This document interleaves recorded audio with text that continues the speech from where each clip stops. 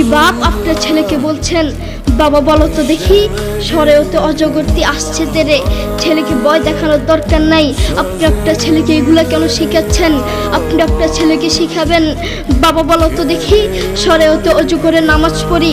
একদিকে ইসলাম শিখবে, আরেকদিকে বাক্য শিখবে। আপনি আপনার ছেলেকে কিছু কবিতা শিখাচ্ছেন, বাবা বলো তো দেখি ওই দেখা যায় তাল গাছ, ওই আমাদের গা, ওইখানেতে বাস করে কানা বগিচা। ও বগিটি খাস কি, পান্তা ভাত চাষ কি, পান্তা আমি পাই না, পুঁটি মাছ পান্তা আমি খাই না, পুঁটি মাছ পাই না। একটা যদি পাই ধরে গাবুস কুবুস খাই, গাবুস কুবুস খাওয়া লাগবে না। আপনি বলেন আপনার ছেলে এটা থেকে কি শিখলো? আপনি আপনার ছেলেকে এগুলা কেন শিখাচ্ছেন? আপনি আপনার ছেলেকে বলবেন, বাবা বলো তো দেখি ওই দেখা যায় কবর, ওই আমাদের ঘর, ওইখানেতে থাকতে হবে অনেকটা বছর। ও কবর তুই চাস কি, নেককার লোক পাস কি, নেককার লোক পাই না। একটা যদি পাই ধরে জান্নাতে ঢুকে, ঠিক কিনা?